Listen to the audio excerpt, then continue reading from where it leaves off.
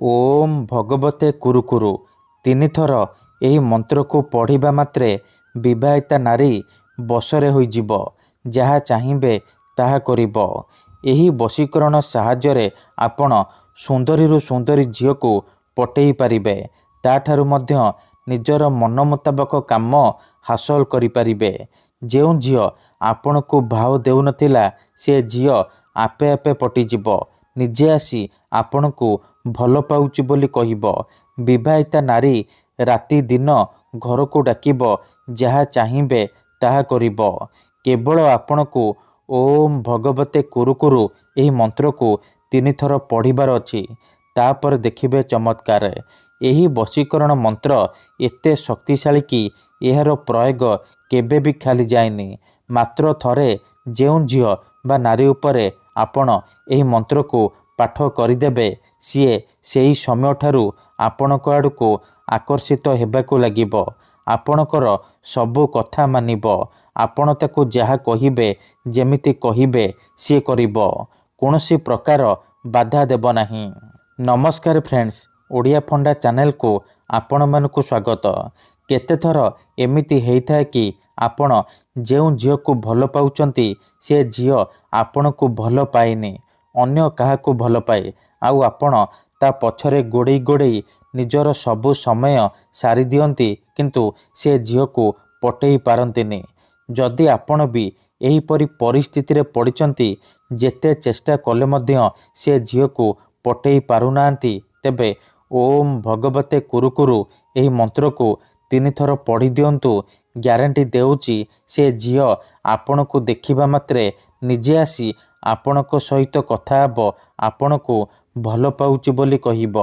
ଯେଉଁ ବିବାହିତା ନାରୀ ବା ପଡ଼ିଶା ଘର ଭାଉଜର ସୁନ୍ଦରତାକୁ ଦେଖି ଆପଣ ତାକୁ ଦିନରାତି ଭାବୁଛନ୍ତି, ତା ଆଡ଼କୁ ଆକର୍ଷିତ ହେଉଛନ୍ତି, ଆଉ ଚାହୁଁଛନ୍ତି କି ତାଠାରୁ ନିଜର ମନ ମୁତାବକ କାମ ହାସଲ କରିବା ପାଇଁ, ତେବେ ଆଜିର ଏହି ବଶୀକରଣ କରିକି ଦେଖନ୍ତୁ।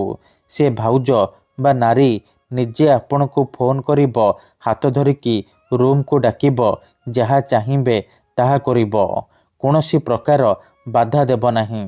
ତେବେ ଏହି ବଶୀକରଣ କରିବା ସବୁଠାରୁ ସହଜ। ଏହାକୁ କରିବା ପାଇଁ ଆପଣଙ୍କୁ କୌଣସି ପ୍ରକାର କଷ୍ଟ କାମ କରିବାକୁ ପଡ଼ିବନି କିମ୍ବା କିଛି ବି ପଇସା ଖର୍ଚ୍ଚ କରିବାକୁ ପଡ଼ିବନି। ଆପଣ ଘରେ ବସି ବସି ନିଜ ପସନ୍ଦର ସୁନ୍ଦରୀରୁ ସୁନ୍ଦରୀ ଝିଅ ବା ସୁନ୍ଦରୀ ବିବାହିତା ନାରୀକୁ ପଟେଇ ପାରିବେ। ତାଠାରୁ ନିଜର ମନ ମୁତାବକ କାମ ହାସଲ କରିପାରିବେ। କେବଳ ଆପଣଙ୍କୁ ଓମ୍ ଭଗବତେ କୁରୁ କୁରୁ ଏହି ମନ୍ତ୍ରକୁ 3 ଥର ପଢ଼ିବାର ଅଛି। ତାପରେ ଦେଖିବେ ଚମତ୍କାର। ଯେମିତି ଆପଣ ଏପଟେ ମନ୍ତ୍ରକୁ ପଢ଼ିବେ, ସେପଟେ ସେ ଝିଅ ବା ନାରୀ ବିଚଳିତ ହୋଇ ଉଠିବ। ରାତି ଦିନ ଆପଣଙ୍କ କଥା ଭାବିବ। ଯେପର୍ଯ୍ୟନ୍ତ ଆପଣଙ୍କ ପାଖକୁ ଆସିନି, ଆପଣଙ୍କ ସହିତ ସମ୍ପର୍କ ରଖିନି, ସିଏ ଗୋଟେ ମୁହୂର୍ତ୍ତ ବି ରହିପାରିବନି। ତେବେ ଏହି ବଶୀକରଣ ଆପଣ କିପରି କରିବେ, କେମିତି କରିବେ, ଏହାର ପ୍ରୟୋଗ ବିଧି କ'ଣ, ଚାଲନ୍ତୁ ଜାଣିବା। କିନ୍ତୁ ବିଧିଟି ଜାଣିବା ପୂର୍ବରୁ ଗୋଟିଏ ଛୋଟିଆ କଥା ମନେ ରଖନ୍ତୁ। ବଶୀକରଣ ଏମିତି ସେମିତି କାମ କରେନି। ମନରେ ସମ୍ପୂର୍ଣ୍ଣ ବିଶ୍ୱାସ, ନିଷ୍ଠା ଆଉ ଏକାଗ୍ରତାର ସହିତ ଆପଣଙ୍କୁ ଏହି ବଶୀକରଣ କରିବାକୁ ପଡ଼ିବ। କାହିଁକି ନା ଯେଉଁପରି ଆପଣ ଭଗବାନଙ୍କୁ ମାନୁଛନ୍ତି, ଭଗବାନଙ୍କ ଉପରେ ବିଶ୍ୱାସ ରଖିଛନ୍ତି, ନିଜର ସବୁ ଦୁଃଖ କଷ୍ଟ ଅସୁବିଧା ଭଗବାନଙ୍କୁ ଜଣାଉଛନ୍ତି, ଯଦି ସେ ଅସୁବିଧାର ସମାଧାନ ନ ହେଲା ତାହାର ମାନେ ନୁହେଁ କି ଭଗବାନ ନାହାନ୍ତି। ସେହିପରି ମନ୍ତ୍ର ତନ୍ତ୍ର ହୁଏ, ବଶୀକରଣ କାମ କରେ, କିନ୍ତୁ ଏହାକୁ ଆପଣଙ୍କୁ ସିଦ୍ଧ କରିବାକୁ ପଡ଼ିବ। ପ୍ରୟୋଗ ବିଧିକୁ ଠିକ୍ ଭାବରେ କରିବାକୁ ପଡ଼ିବ। ମୁଁ ଆପଣଙ୍କୁ ଯେମିତି ଶିଖେଇବି ଆପଣଙ୍କୁ ଠିକ୍ ସେହିପରି କରିବାକୁ ପଡ଼ିବ। ତେବେ ଯାଇ ମୁଁ ଆପଣଙ୍କୁ ଗ୍ୟାରେଣ୍ଟି ଦେଉଛି ଆପଣ ଯେତେ ସୁନ୍ଦରୀ ଝିଅ ବା ସୁନ୍ଦରୀ ନାରୀକୁ ଚାହିଁବେ ଅତି ସହଜରେ ନିଜର କରିପାରିବେ। ତାଠାରୁ ନିଜର ମନ ମୁତାବକ କାମ ହାସଲ କରିପାରିବେ। ଠିକ୍ ଅଛି। ତେବେ ଏହି ବଶୀକରଣ ଆପଣ କିପରି କରିବେ, କେମିତି କରିବେ, ଏହାର ପ୍ରୟୋଗ ବିଧି କ'ଣ, ଚାଲନ୍ତୁ ଜାଣିବା। ତା ପୂର୍ବରୁ ଯଦି ଆପଣ ଆମ ଚ୍ୟାନେଲକୁ ପ୍ରଥମ ଥର ଆସିଛନ୍ତି, ତେବେ ଦୟାକରି ଚ୍ୟାନେଲକୁ ସବସ୍କ୍ରାଇବ୍ କରି ପାଖରେ ଥିବା ବେଲ୍ ଆଇକନ୍କୁ ମଧ୍ୟ ଦବାଇ ଦିଅନ୍ତୁ, ଯାହାଦ୍ୱାରା ଆମେ ଯେଉଁ ବି ଭିଡ଼ିଓ ଅପଲୋଡ଼ କରିବୁ ସର୍ବପ୍ରଥମେ ଆପଣ ଦେଖିପାରିବେ ଆଉ ତା'ର ଲାଭ ପାଇପାରିବେ। ମନେ ରଖନ୍ତୁ, ଏହି ବଶୀକରଣ ବିଧିକୁ ଆପଣ କେଉଁ ବି ବାରରେ କରିପାରିବେ, କିନ୍ତୁ ଯେବେ ବି କରିବେ ରାତିରେ ଶୋଇବା ପୂର୍ବରୁ କରିବେ। ସେଇ ଝିଅ ବା ନାରୀକୁ ମନେ ମନେ ଭାବିକି ଏହି ବଶୀକରଣ ଆରମ୍ଭ କରିବେ। ପ୍ରଥମେ ଆପଣ କ'ଣ କରିବେ, ଯେତେବେଳେ ରାତିରେ ଶୋଇବା ପାଇଁ ଯିବେ ଭଲ ଭାବରେ ହାତ ଗୋଡ଼ ମୁହଁ ଧୋଇକି ସଫା ବସ୍ତ୍ର ପିନ୍ଧିକି ନିଜର ବିଛଣା ଉପରେ ଚୁପଚାପ ବସି ପଡ଼ିବେ।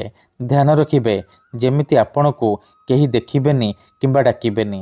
ତାପରେ ଆଖି ବନ୍ଦ କରିକି ସେଇ ଝିଅ ବା ନାରୀକୁ ମନେ ମନେ ଭାବିବେ। ତା'ର ମୁହଁକୁ ନିଜ ମନରେ ଭାବିବେ। ଭାବି ସାରିବା ପରେ 5 ଥର ସେଇ ଝିଅର ନାମ କହିବେ ଯାହାକୁ ଆପଣ ବଶରେ କରିବାକୁ ଚାହୁଁଛନ୍ତି। ତାପରେ ଓମ୍ ଭଗବତେ କୁରୁକୁରୁ, ଓମ୍ ଭଗବତେ କୁରୁକୁରୁ, ଓମ୍ ଭଗବତେ କୁରୁକୁରୁ ଏହି ମନ୍ତ୍ରକୁ ଏହିପରି 3 ଥର ପଢ଼ିଦେବେ। ମନ୍ତ୍ର ପଢ଼ି ସାରିବା ପରେ ପବନରେ ଗୋଟିଏ ଥର ଫୁଙ୍କିଦେବେ। ତାପରେ ଆପଣ ଶୋଇପଡ଼ିବେ। ଗ୍ୟାରେଣ୍ଟି ଦେଉଛି ସକାଳ ହେବା ମାତ୍ରେ ଆପଣ ଦେଖିବେ ଚମତ୍କାର। ଯେଉଁ ଝିଅ ବା ନାରୀ ପାଇଁ ଏହି ବଶୀକରଣ କରିଥିବେ ସିଏ ନିଜେ ଆସି ଆପଣଙ୍କ ସହିତ କଥା ହେବ, ନହେଲେ ଆପଣଙ୍କୁ ଫୋନ୍ କରିବ। ଆପଣଙ୍କ ପ୍ରେମରେ ଏମିତି ଦିବାନୀ ହେଇଯିବ କି ଆପଣଙ୍କୁ ନ ଦେଖି ଗୋଟେ ମୁହୂର୍ତ୍ତ ବି ରହିପାରିବନି। ଧନ୍ୟବାଦ।